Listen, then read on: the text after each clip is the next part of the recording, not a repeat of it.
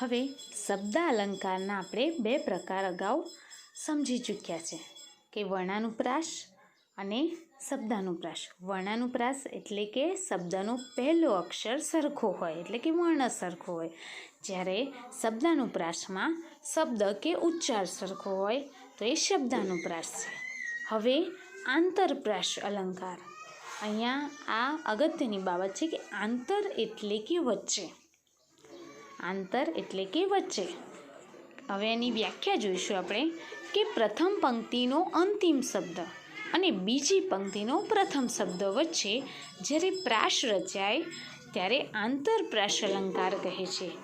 હવે જો સમજાવું તમને કે પ્રથમ પંક્તિનો પહેલો શબ્દ અને બીજી પંક્તિનો છેલ્લો શબ્દ, આ બંને શબ્દ એટલે કે સરખા હોય અને ઉચ્ચાર સરખો હોય એટલે કે બંને શબ્દ વચ્ચે પ્રાસ રચાતો હોય. પ્રાસ એટલે કે બંને શબ્દ સરખો હોય એટલે પ્રાસ રચાય છે, તેને આંતરપ્રાસ અલંકાર કહે છે.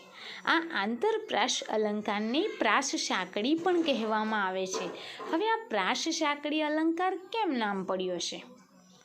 તો એટલા માટે કે જ્યારે શબ્દ વચ્ચે પ્રાસ રચાય છે ત્યારે સાંકળ જેવી બની જાય છે, એટલા માટે તેને પ્રાસ સાંકળી અલંકાર કહેવામાં આવે છે. હવે આ ઉદાહરણ આપણે જોઈશું એટલે તમને વધારે ખ્યાલ આવશે કે આંતરપ્રાસ અલંકાર ઓળખવા માટે મેન જે પોઈન્ટ છે તે વચ્ચેનું છે કે જ્યારે પણ તમે કોઈ પણ પંક્તિ જુઓ યા તો વાક્ય જુઓ તો એ પંક્તિનો પહેલો શબ્દ, પહેલી પંક્તિનો છેલ્લો શબ્દ અને બીજી પંક્તિનો પહેલો શબ્દ, એ બંનેનો ઉચ્ચાર યા તો શબ્દ સરખો હોય એટલે કે પ્રાસ રચાતો હોય તો એ આંતરપ્રાસ અલંકાર છે. આંતર એટલે કે વચ્ચે જોવાનું છે, પંક્તિની વચ્ચે. તો હવે આપણે ઉદાહરણ જોઈશું કે પ્રેમ પદાર્થ અમો પામીએ વામીએ જન્મ ઉધારે. જો અહીંયા તમે જુઓ કે પામીએ અને વામીએ આ બંને લખાતા સરખા નથી પણ એનો ઉચ્ચાર સરખો છે એટલે કે અહીંયા પ્રાસ રચાયો છે એટલે કે વચ્ચે અહીંયા પ્રાસ રચાયો છે કે પામીએ અને વામીએ, તો આ આંતરપ્રાસ અલંકાર છે. બીજું ઉદાહરણ જોઈએ કે વિદ્યા ભણ્યો જે તેહ ઘેર વૈભવ રૂડો. જો અહીંયા પણ પંક્તિ, પહેલી પંક્તિ કે જેમ વિદ્યા ભણ્યો જે, આ પહેલી પંક્તિ છે, એનો છેલ્લો શબ્દ જે. હવે બીજી પંક્તિ કે તેહ ઘેર વૈભવ રૂડો, તો અહીંયા બીજી પંક્તિનો પહેલો શબ્દ એટલે કે તેહ, જે અને તેહ આ બંને શબ્દ ઉચ્ચાર સરખો છે એટલે કે પ્રાસ રચાયો છે, તો આ આંતરપ્રાસ અલંકાર છે. ત્રીજો ઉદાહરણ કે વરણ શહુથી રંગ, આ પહેલી પંક્તિ એનો છેલ્લો શબ્દ અને બીજી પંક્તિ અંક રાજાથી જાજો. જો અહીંયા પહેલી પંક્તિનો છેલ્લો શબ્દ અને બીજી પંક્તિનો પહેલો શબ્દ બંને વચ્ચે પ્રાસ રચાયો છે એટલે કે બંને શબ્દ સરખા છે, તો રંગ અને અંક જો બોલવામાં, ઉચ્ચારવામાં સરખો છે પણ લખવામાં સરખો નથી એટલે અહીંયા આંતરપ્રાસ અલંકાર છે. જો આ આંતરપ્રાસ અલંકાર એટલે કે વચ્ચેનો શબ્દ આપણે ખાસ કરીને જોવાનો છે કે વચ્ચેનો શબ્દમાં પ્રાસ રચાય છે તો એ આંતરપ્રાસ અલંકાર છે. તમે અગાઉ વર્ણાનુપ્રાસમાં જુઓ કે વર્ણાનુપ્રાસમાં શબ્દનો પહેલો અક્ષર સરખો હોય, જ્યારે આ આંતરપ્રાસમાં શબ્દ એટલે કે વચ્ચેનો શબ્દ સરખો હોય. તમને ખ્યાલ આવી ગયો હશે કે વર્ણાનુપ્રાસમાં શબ્દનો પહેલો અક્ષર અને આંતરપ્રાસમાં જે પંક્તિ આપેલી છે તેને વચ્ચેનો શબ્દ સરખો હોય એટલે કે પ્રાસ રચાયેલો હોય તો એ આંતરપ્રાસ અલંકાર છે. તમે આના એવા જ મતલબ કે બીજા પણ ઉદાહરણ તમારી જાતે તમે બનાવી શકો છો. ઓકે, હવે આપણે એનો ચોથો પ્રકાર જોઈશું જે શબ્દ અલંકારનો ચોથો પ્રકાર છે. હવે શબ્દ અલંકારનો છેલ્લો પ્રકાર છે કે અંત્યાનુપ્રાસ અલંકાર.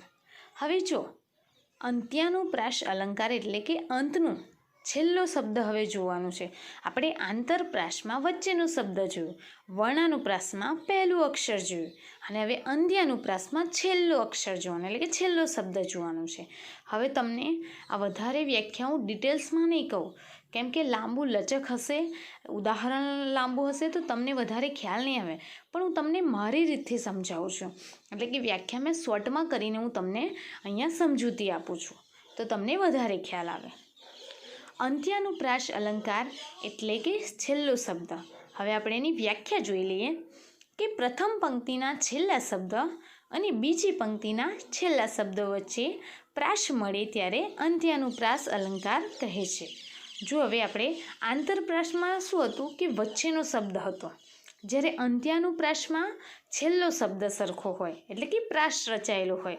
જેમ કે પહેલી પંક્તિનો છેલ્લો શબ્દ અને બીજી પંક્તિનો પણ છેલ્લો શબ્દ, આ બંને શબ્દ વચ્ચે પ્રાસ રચાયેલો હોય, પ્રાસ એટલે કે બંને શબ્દ સરખા હોય, તો એ અંત્યાનુપ્રાસ અલંકાર કહે છે. આ અંત્યાનુપ્રાસ અલંકારને બીજું નામ છે પ્રાસાનુપ્રાસ અલંકાર, એટલે કે પ્રાસની જોડે બીજો પ્રાસ રચાય છે, તો એ શબ્દાનુપ્રાસ અલંકારમાં આ એક પ્રકાર છે કે જે અંત્યાનુપ્રાસ અલંકાર છે. તો અંત્યાનુપ્રાસ એટલે કે અંતનો શબ્દ. તમે અહીંયા ઉદાહરણમાં જોઈ શકો છો કે જેની જશોદા માવલડી તે ચરાવે ગાવલડી. તો જો અહીંયા બંને પંક્તિમાં છેલ્લો શબ્દ જોવાનો છે, જ્યારે આપણે આંતરપ્રાસમાં વચ્ચેનો શબ્દ જોતા હતા, હવે અંત્યાનુપ્રાસમાં આપણે છેલ્લો શબ્દ જોવાનો છે કે છેલ્લો શબ્દ પ્રાસ રચાયેલો છે, એટલે કે બંને શબ્દ કેવા છે? સરખા છે, એટલે કે ઉચ્ચાર સરખો છે, લખાણ તેનું સરખું નથી, એટલે કે ઉચ્ચાર સરખો છે કે માવલડી ગાવલડી.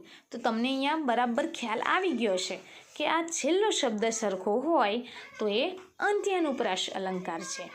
હવે બીજું ઉદાહરણ જોઈએ. એમ તો બધા જ પ્રકારના છેલ્લા છે, તમારે ક્રમમાં યાદ રાખી લેવાના છે. એ હું તમને આ બીજું ઉદાહરણ કહીને તમને સમજવાની ટીક બતાવું છું.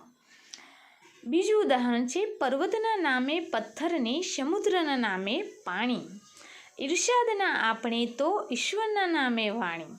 જો અહીંયા બંને પંક્તિ તમે જોઈ લો. હવે પહેલી પંક્તિનો છેલ્લો શબ્દ પાણી અને બીજી પંક્તિનો છેલ્લો શબ્દ છે વાણી.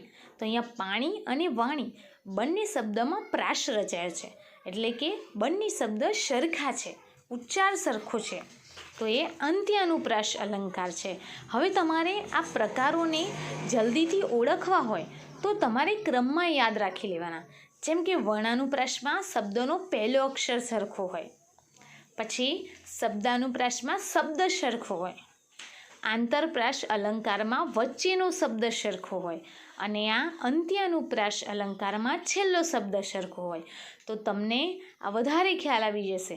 તો આ શબ્દ ખાસ જોવાનો છે કે વચ્ચેનો શબ્દ હોય તો આંતરપ્રાસ, પહેલું અક્ષર સરખો હોય તો વર્ણાનુપ્રાસ અને છેલ્લો શબ્દ સરખો હોય પંક્તિનો તો એ અંત્યાનુપ્રાસ અલંકાર.